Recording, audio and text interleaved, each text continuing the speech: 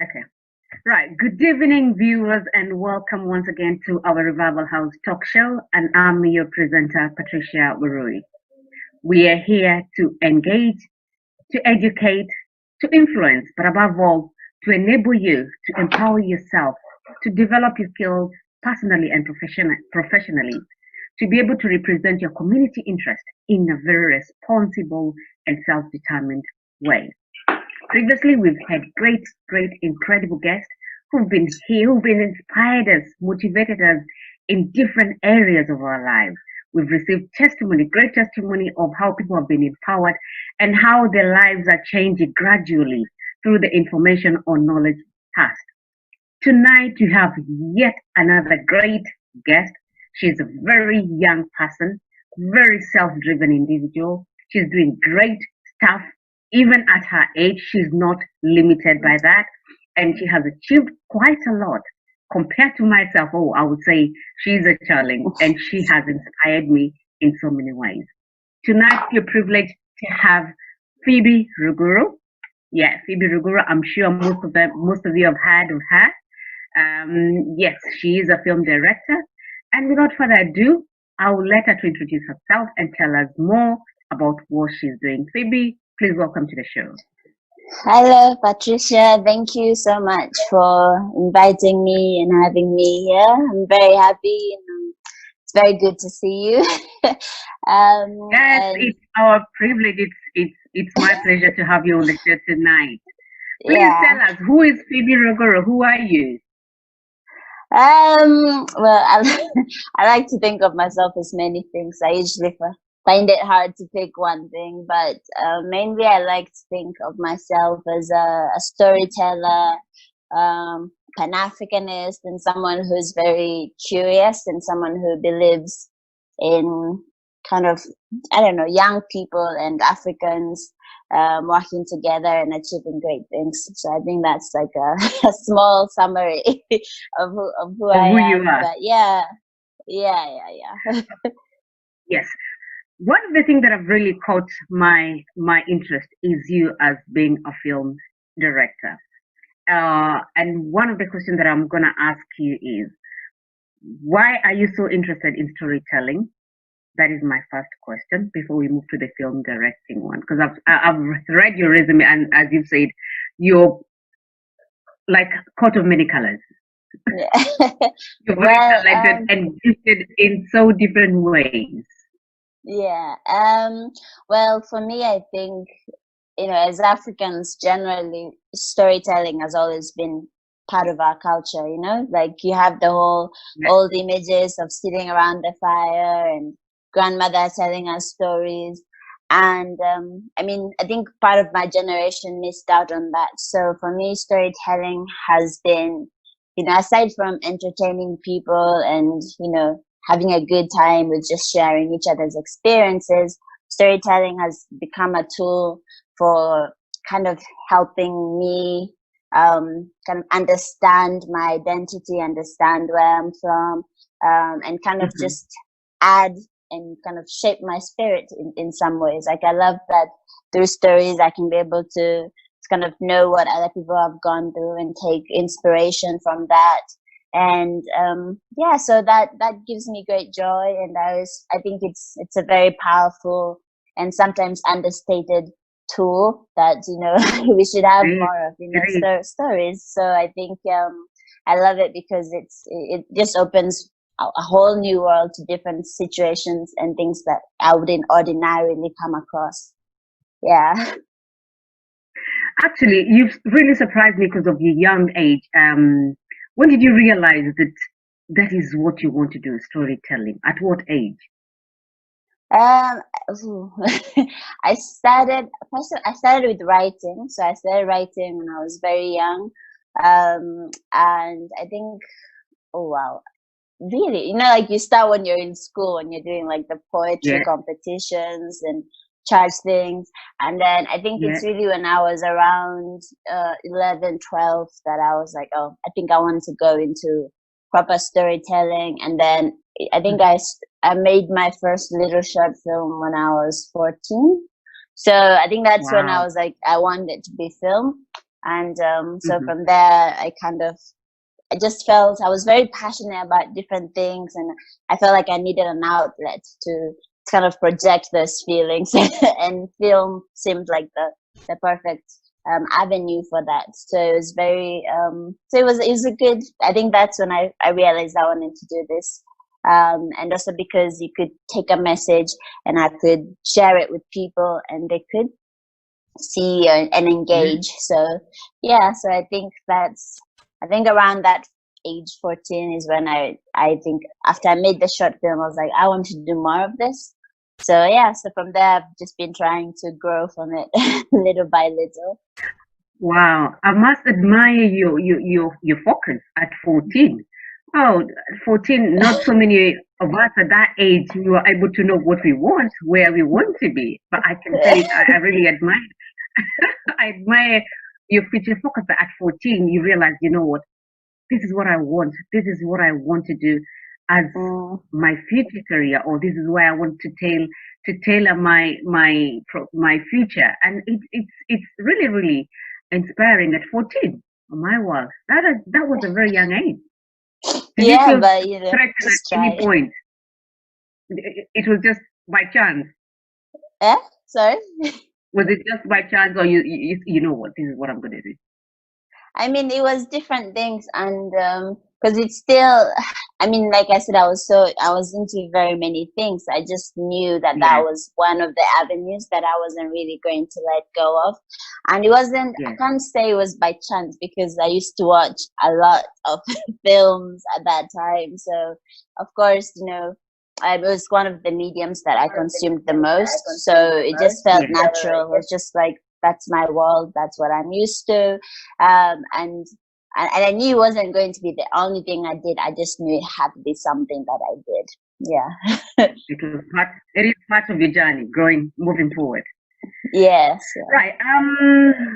Let me just bring. I watched your trailer, 18 hours, and I think Yeah. for me, and that is what caught my interest. And I think it was a few years ago, and I thought, wow, very young person, and she's been able to do this. So, how was it making your first feature film, 18 hours? How did you find it, and how did you? Where did all this start? Well, it was very, it was a very interesting journey, and I think up to now that was kind of one of those moments where it transformed me in very many ways, in positive ways Yeah. as well. It started actually, it was the director of the film, so his name is Kevin Njue.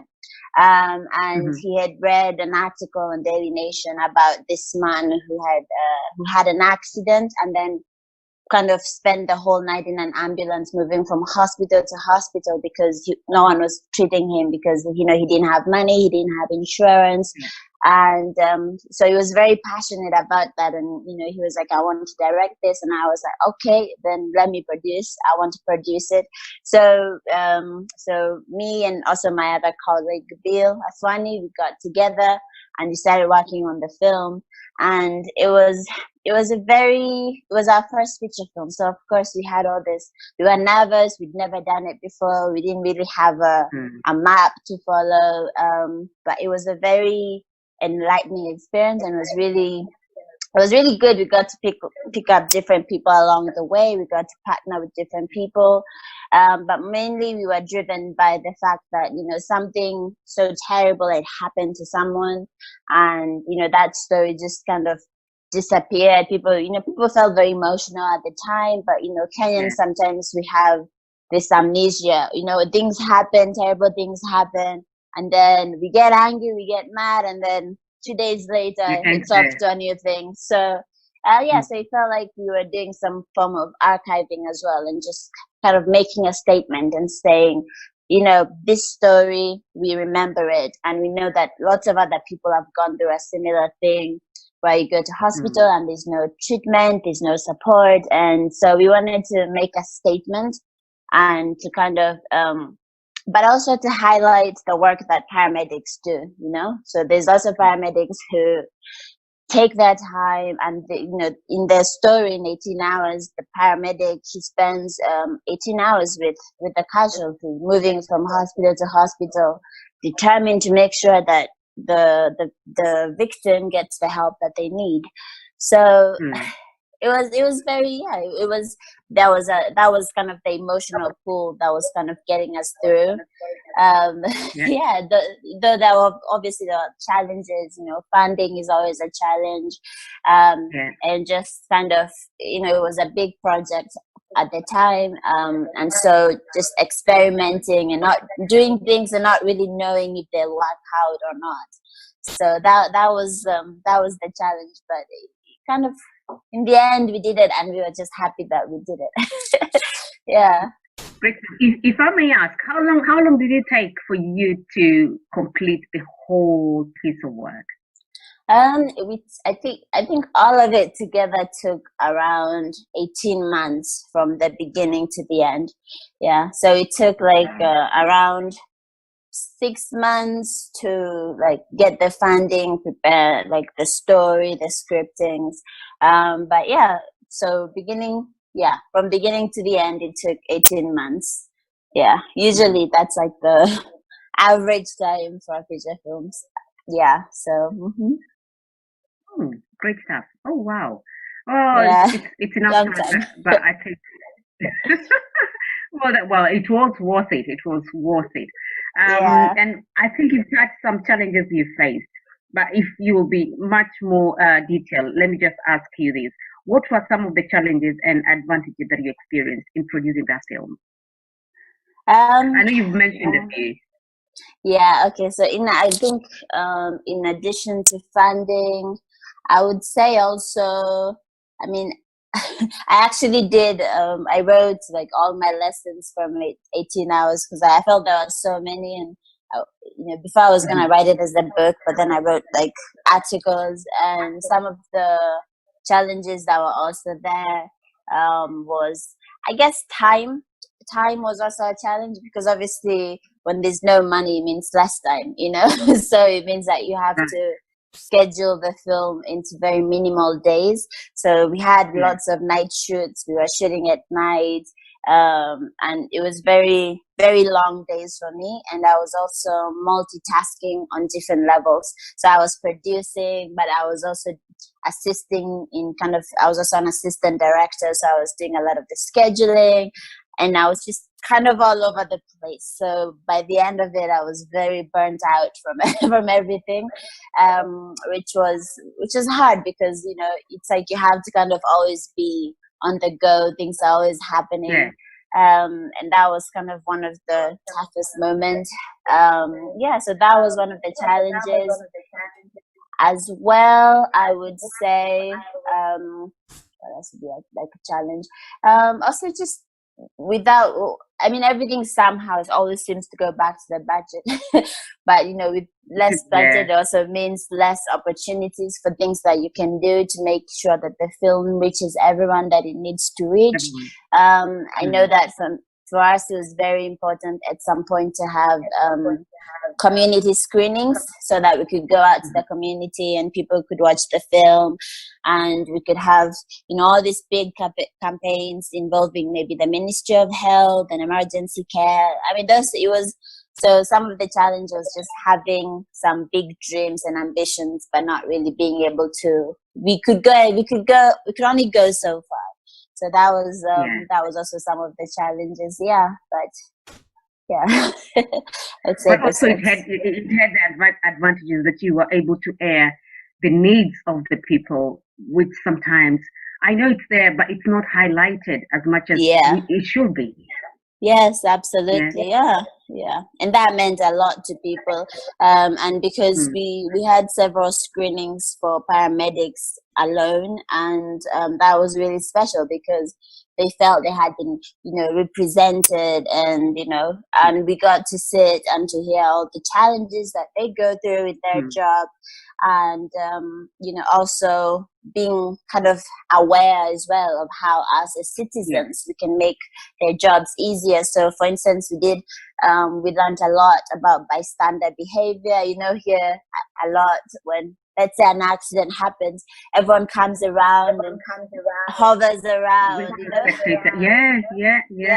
So those things, instead of, let's say, calling the ambulance or giving them space when they come, or when an ambulance is coming through traffic, not moving out of the way. I mean, things like those are things that, for us citizens, we kind of take for granted or we don't consider, and then that affects how emergency care workers do their job. So it was good to kind of have the representation and be able to understand the different factors that could contribute to a life being saved or a life being lost. Good job there, and a very incredible piece of work. I know you look young, and I know you're young without mentioning your age. And I'm sitting down here and I'm thinking, a few years ago you were younger. How did you manage to do this? Have you been into a film directing course? How did you manage to direct? Because it was a big thing, and at your age. Yeah, go ahead. I did like the first film I did, that one I directed, but I think as I've evolved, I kind of went more into producing, and I think the way or what has made me be able to do it. I didn't go to school. I didn't study filmmaking. I studied something completely different to filmmaking. I studied, I did my undergrad in international relations and social anthropology. So that was very different. But different field. Yeah. But I think what really helped in terms of producing film was just I liked working with different people and I liked collaborating. So I always find that I'm most resourceful when I'm working, I can work with other people and that kind of makes me excited. So, because if you go somewhere and you don't know how to do something, but you have other people who do, then it becomes a learning process. So I think I always tried from a young age to kind of look for, I would say, mentors, but also look for people who are doing what I would like to do or who know something that I don't know. But I also ensured that, even in learning from them, I could also learn more about myself and learn about my strengths. So I think so far what I've been trying is just to strengthen my strengths. So if someone told me, "Oh, you're good at this," then I'll be like, "Oh, am I? Okay, I'll just keep working and trying to do it better." But yeah, I mean, nowadays, I guess for us, everything is on the internet. So sometimes you can research. If you want to make a film, you can go online. You can find all the tips that you can find. But that's theory, and sometimes when it comes down to actually doing it, that's a whole different story. And for me, if someone asks me, what it takes to do it, it's about resilience and perseverance. And sometimes I feel those are the key ingredients. Before you even bring skill and technique, you have to be resilient. Oh, yes. Yeah. And not to give up. Yeah. And not to give up, actually. Yes, exactly. Interesting. Okay, I saw your achievement, your higher achievement, winning the best overall movie at the Africa Movie Viewers Choice Awards. That was in Lagos. I think it was 2017 or 20? It was 2018. Yeah, 2018. Yeah. 2018. Tell me, how did you feel? Were you aware you'll be nominated? Were you given any heads up that you'll be nominated? Were you given any clues that you might or you might not? The nominations list was released in advance, so we knew, and we had organized ourselves. So me and the director, we went to Lagos, which was very exciting. It was our first time. It was my first time going to Nigeria, and I've always admired Nigeria, so I was very excited just going to that country. I loved it so much. And when we got there, it was a big deal. I mean, we were just so happy to be there in the first place, because previously the award ceremony had been Nigerians mainly get those awards, because obviously they have a larger a bigger history in filmmaking. They've had Nollywood forever. So, Yeah. you know, we were just humbled to get through the door, you know. You just go in there, you're just like, I'm happy, I'm here. So no, didn't think that we would. I mean, I was excited for our film being there, but winning, that's like a different story. And when once you're there, you kind of, I don't know, you forget about winning. Like you get all excited that you're there, and then when it was announced, I was so happy, but I was also I speechless. can imagine. Yeah, I was happy, and the reason I was happy mainly was just because it meant a lot to me to see that, you know, the kind of in the West African scene, they were open to us watching East African films, and to me, being a Pan African, I was very excited that we were all in the same room, and I hoped that that would kind of start to open doors from other people so that we can have kind of a fusion of artistry across the continent, you know. So it's not in the East, they have their thing, in the West, like I would like for us to come together. So for me, that was a statement in that regard, which made me very happy. Yeah. I think it was you did break through, and I think for me that was it was not only for you, and as you said, it opened doors for other avenues, and I'm quite which actually makes me wonder if Kenya as a whole will ever reach to the level the Nigerians are in terms of producing movies, in terms of acting, because I'm not comparing the two, but I think Nigerians, they've been there, they've been doing it, and they're doing a great job. And it makes me wonder, will we ever arrive there? And seeing you break through, I think there's hope. What do you think? Yes, absolutely. There is definitely hope. I think that, you know, the challenges in the industries are very different in Nollywood and with us. And for us, and I think that, well, they are definitely way ahead of us in that they've been able, I think one of the most impressive things about Nollywood has been its ability to connect with Nigerians, like on a local level, on a homegrown level. And for the Kenyan film industry, I think one of the biggest challenges has always been that some of the filmmakers or some of the films that we have, not our audiences, our Kenyan audiences don't always get to see them.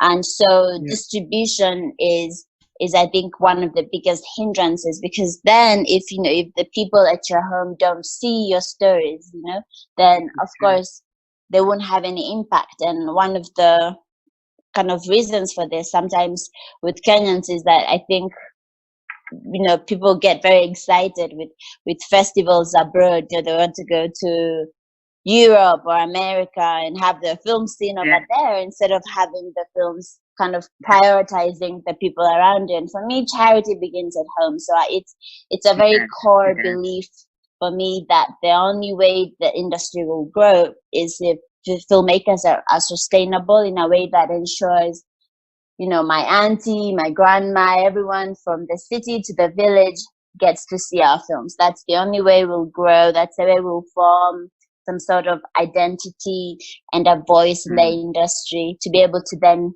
grow. You know, you can't grow if you're not actually rooted somewhere. So I think for us, we just need to get our, you know, what can I say? We need to be rooted somewhere and to be rooted at home before we can go elsewhere. Yeah. As you say, so charity starts from where. I agree with you. And what would you, as a young pioneer, and I would say this because I think you're doing fantastic, great job. How are you going to break that barrier? How are you going to bring people to be able to support the homegrown product? Well, I think it's it's a long journey, and I don't think it's something that will take 1 day or 2 days, or maybe not even 1 year or 2 years.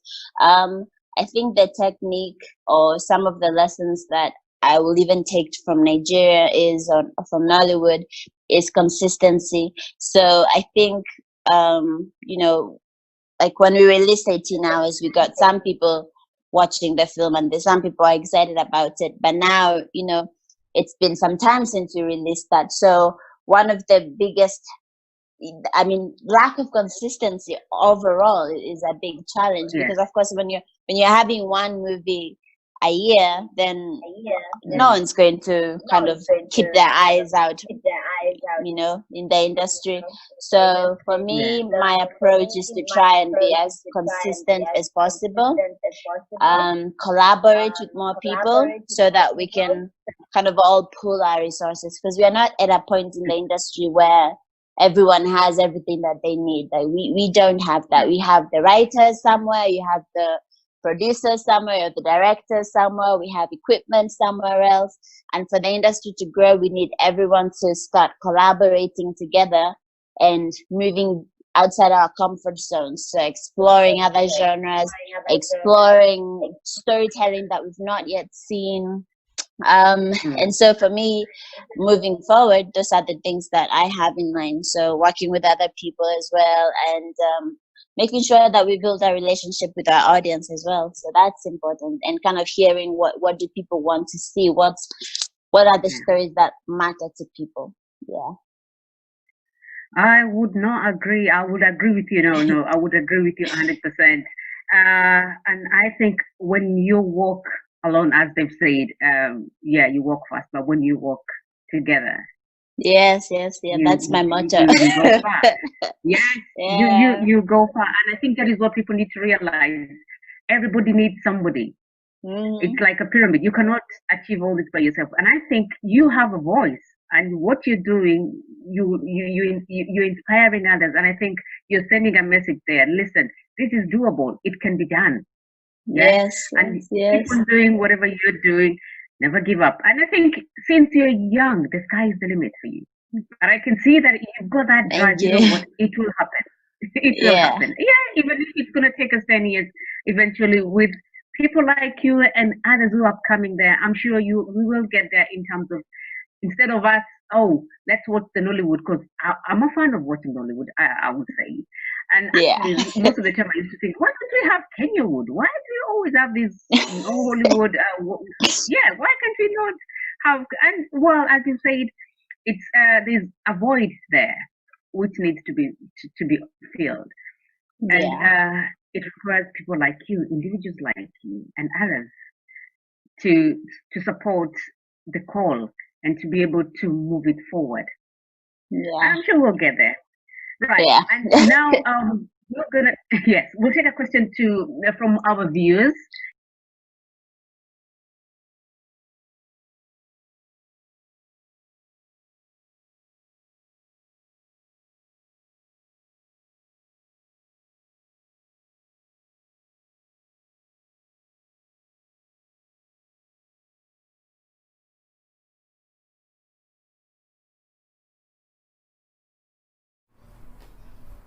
Hi, I'm Stephen, and I must start by saying your achievement, winning Africa's most prestigious film award, is truly inspirational, and it being the first time a Kenyan has won that award is greatly motivational to Kenyans out here, showing that Kenyans can succeed, can strive for greatness, and your achievement is just a wonderful example of that. So, my first question to you is, when you first discovered you had the passion for film and directing in particular, how did you further that passion and turn it into your career? And along the journey, what inspired you to gain different ideas for your films and your future projects? Yeah, so I think for which one should I I'll start with one, though I'm sure I'll forget the other one. In terms of, I'll say, I will remind you if you forget. Okay. I think in terms of inspiration, for me, I get it from different places. I am one of those people who is usually hungry, so I don't want to just take from one place. I think it comes. I get it from music. I'll get inspired by listening to old, like maybe I'll listen to African music. I'll listen to maybe documentaries or things from the past, because I'm very interested in history. So usually those stories of the past kind of tend to inspire me and kind of make me start to ask important questions. And so from those questions, then it kind of motivates a different idea. So sometimes I get inspiration from that. But as well, the simplest, kind of most basic way that I get inspiration is just by trying to observe as much as possible. So I'm the person who, when I'm walking in the street, I'm kind of always a bit like this, like I'm trying to observe how we are, how we engage with people, trying to figure out, what's that person thinking, what are the challenges, what are they excited about, and so yeah, by observing the people around me and seeing, what matters to them, that usually translates onto me and kind of pushing my own creativity, and knowing that I have to just do something about this particular idea, and so like for now, I think of future projects, and most of the ones that I have in line are very inspired also by my own political perspectives, so I believe, like I said, Pan-Africanism. So, I have, because of wanting to relate with fellow Africans, I like to, it's in my plans then to, maybe collaborate with other countries and do stuff like that. So, yeah, so I am just, remember, I think inspiration can come at any point, so you just have to be prepared and to listen. Yeah. I think I've admired. I think you're very curious and very inquisitive individual. You always want to know why and how. Yeah. Yes. Right. Yes. Which leads me to my next question. I know you've already spoken about this, but maybe there must be others. But what has been your greatest achievement so far?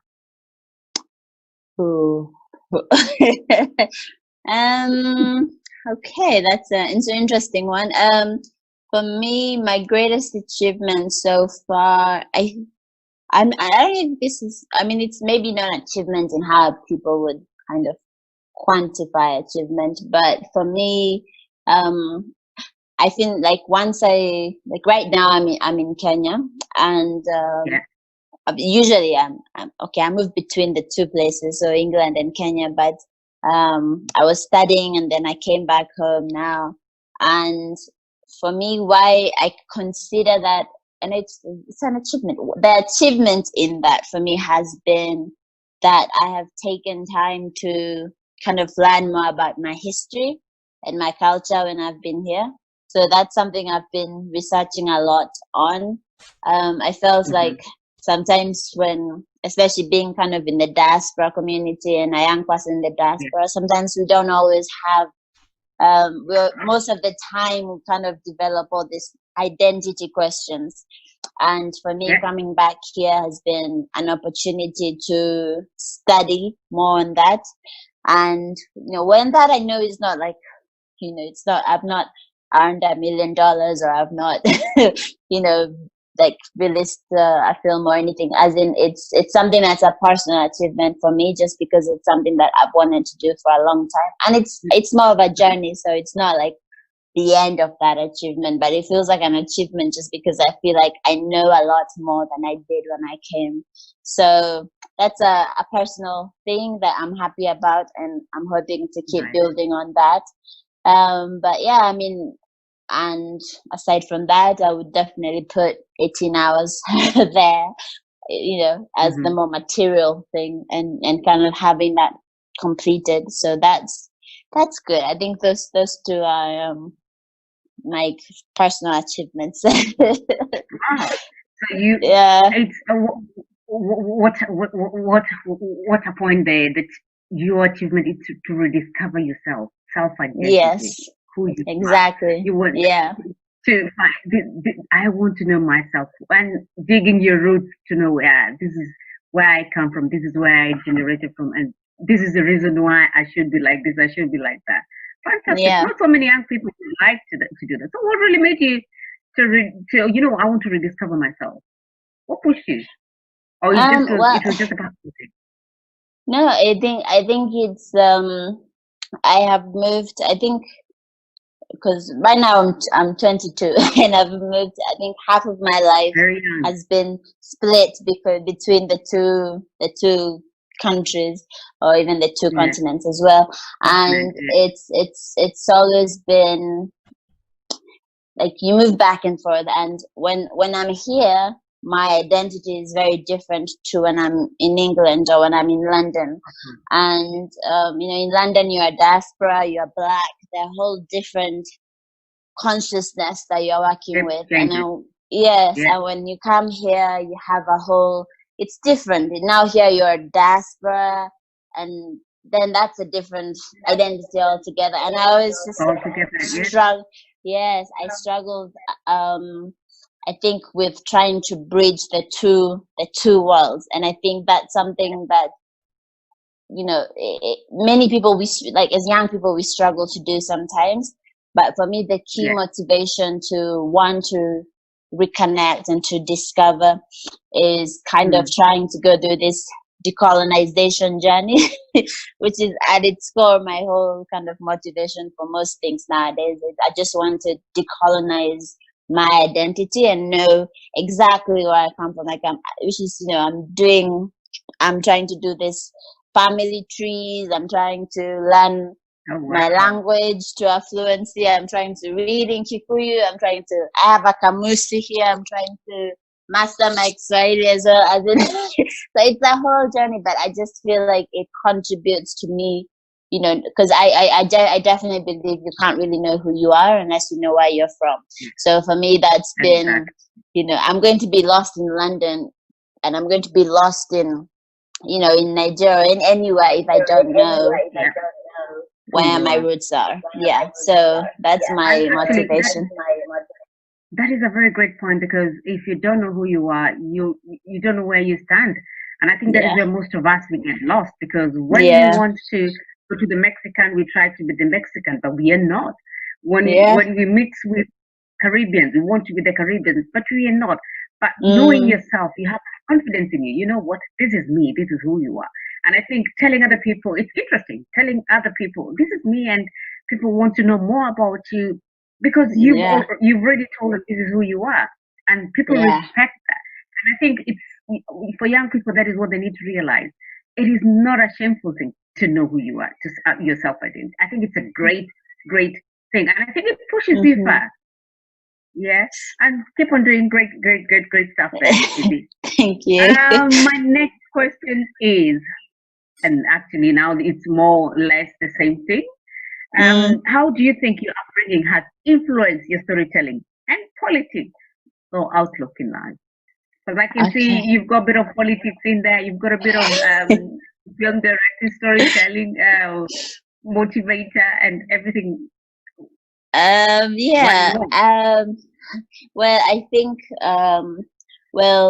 to begin with, my mother always, when she was younger, she used to like stories. So she would show me pictures of her going to festivals and doing, all those drama things. And I thought that was interesting. And, sometimes she would sit and she'll tell me stories. And she also, like, because my mom also, at least even when we were living, even when we were in England, she taught me my language as well. So she always spoke to me in Kikuyu. She always made sure that I never forgot my language, and things like those, as I grew up, became more significant, because only when I grew up did I understand the value of it, and I was really happy. And I was like, thanks, Mom. And now I feel like I want to do more and more in terms of making sure that even the stories that I tell and the storytelling that I champion for doesn't kind of lose the culture, and doesn't lose who we are as a people. It doesn't lose like we were saying about our identity. So I think those are I want to make a story that my mother can be proud of, and that she can watch and say, oh, I relate to this. And I feel like I still need to do that. So for me, those are that's kind of building a relationship with the women in my life and seeing, seeing how they've lived and things that they've been through. So those things kind of have come to shape the kind of stories that I want to tell, that will be empowering, that they will be positive, inspiring. Yeah. And ultimately I just want us to have a stronger sense of who we are and to have that translate into cinema. And to your film. Yes. Which is, and I think you will attract more young people in the sense that through social media and telling them this is my journey, and I couldn't have achieved this without knowing where I'm coming from. Because without knowing who I am, how will I be able to come and tell you anything that is meaningful? Yeah, absolutely. And I think that is one point. Yeah, great stuff. So actually, you said about politics. You're kind of, so how politics? How is it a part of you, and in what way? Okay. Well, how do I put it? It comes in different forms. I mean, I'm one of those people who believes that everything is politics. So even art is politics, and so I guess one of the ways that it has manifested the most is, let's say, looking at representation, for instance.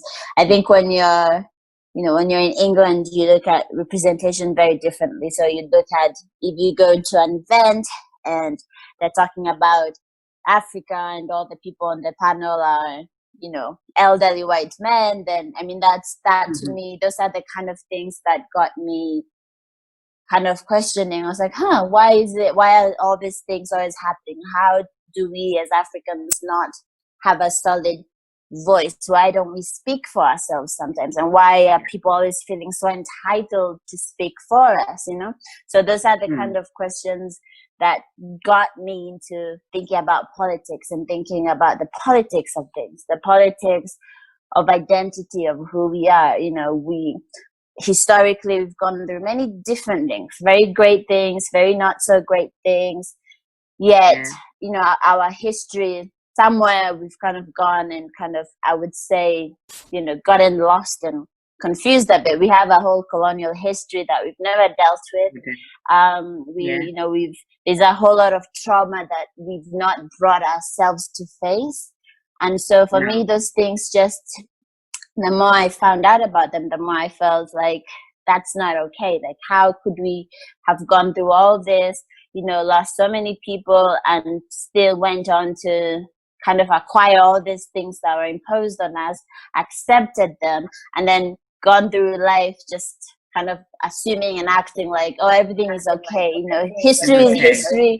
It's all in the past. So for me, the political side comes in by acknowledging that, one, that we are connected and our history is connected, but also that we can't really be talking about the future or even our present times without acknowledging what's happened. The past, the present, and the future are not separate entities to me.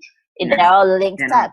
So, when I'm here and I see someone struggling, sometimes I go and I think, oh, you probably had lots of land before, maybe you're a victim of some sort of violence. And I mean, there's just so many things that we've not dealt with on a kind of material level, but also mentally. So I feel, for me, the kind of the decolonization of the mind is something that I'm very interested in, that makes me look at things very critically.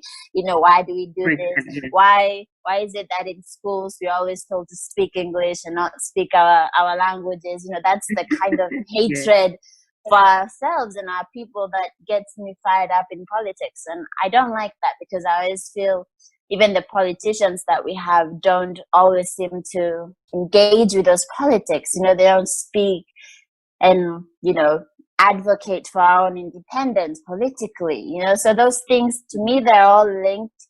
And yeah, and I just don't know how to escape them, and I don't really want to. I want to address them. So yeah, so those are things that I'm passionate about, and I'm trying to kind of see how I can be able to kind of build myself more to be able to kind of cope with them, but also to how it's possible to engage with other people so that we can all kind Yeah, of have our own movement or progress in a different way than we are used to. that's a very great stuff. Being a voice of change, and I'm sure your voice will be heard. Don't think it will not be heard. And you've got the platform to do this. And at your age, you're very young. You're very, very young. And I think what Yeah. I admire in you is your confidence and your resilience. And keep on, young girl. Right. My next question to you is: do you have any upcoming projects? Yes, I have. Yes, I have different projects in terms of film. Yes, we are obviously now with COVID-19. There's been definitely a readjustment in terms of what Yeah. we do and how we do it. So currently we are planning.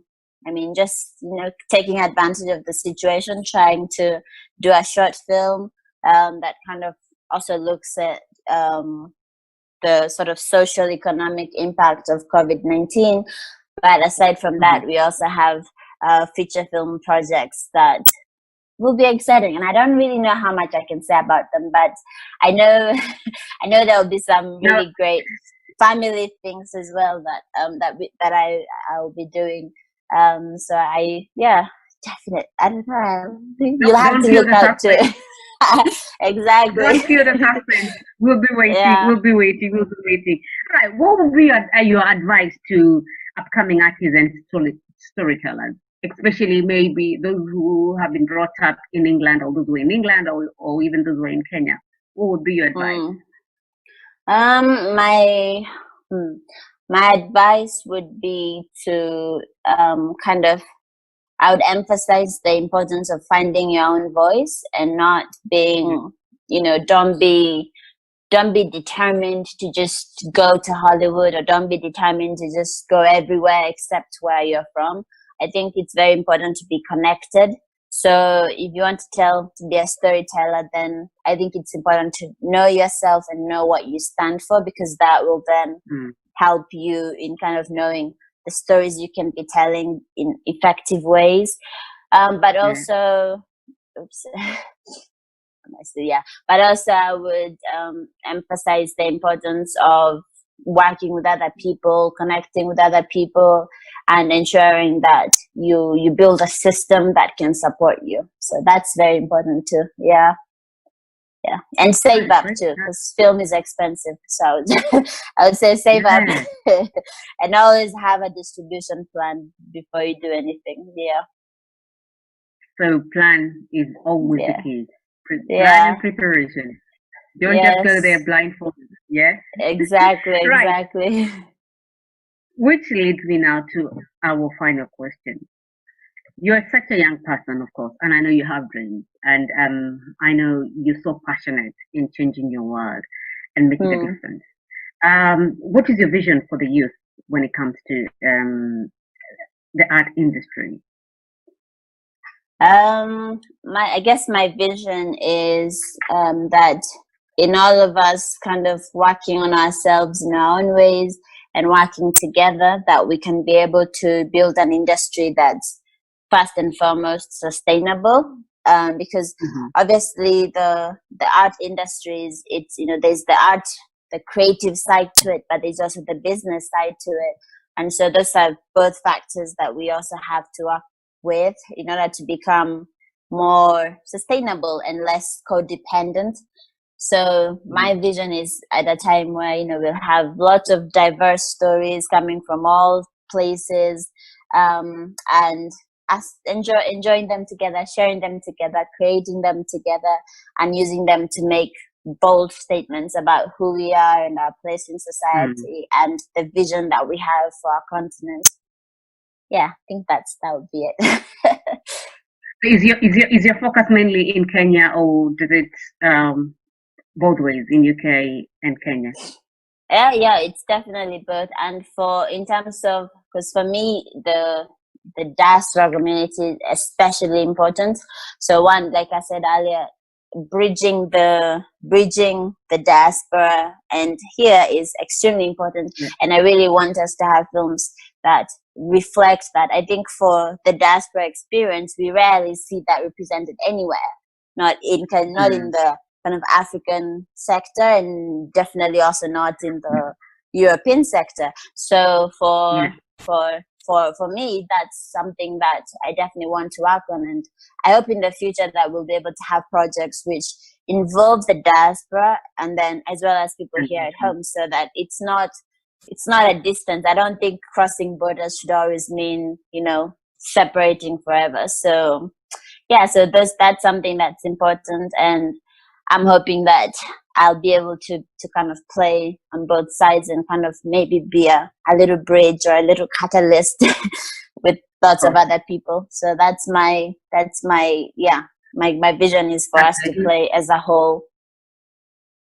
You've just taken the right word from my mouth. You are the bridge. Yeah. And I think you will achieve that because you're this kind of a person who never gives up. And I think you're very self-driven and future-focused.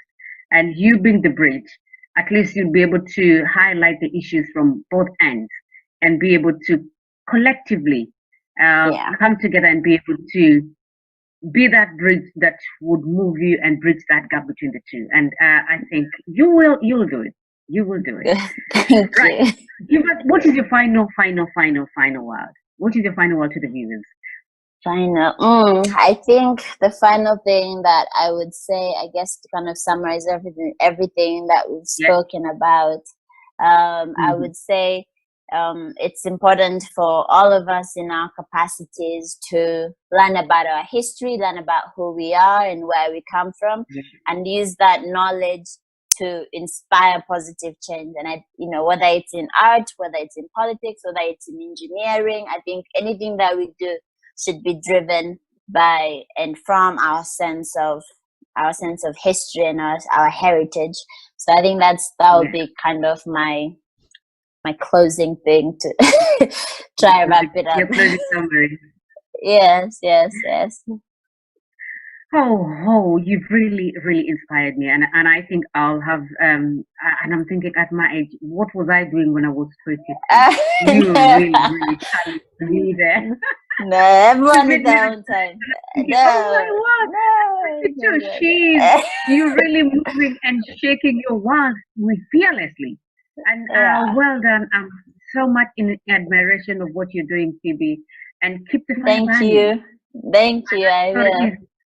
Keep the fire burning. And because of time, viewers, that is it.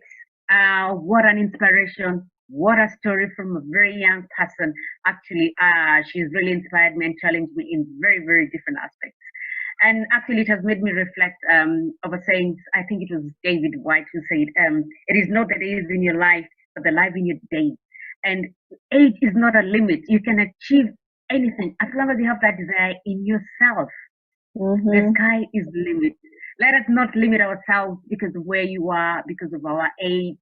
I think we also, we do have a purpose in ourselves, and we have that great gift, God-given gift. God has given each and every one of us a gift. Yeah. Let us use it in a very positive way. Because Monroe once said that in the grave, it's so rich with so many talents that were never utilized, that were never realized, that were never implemented.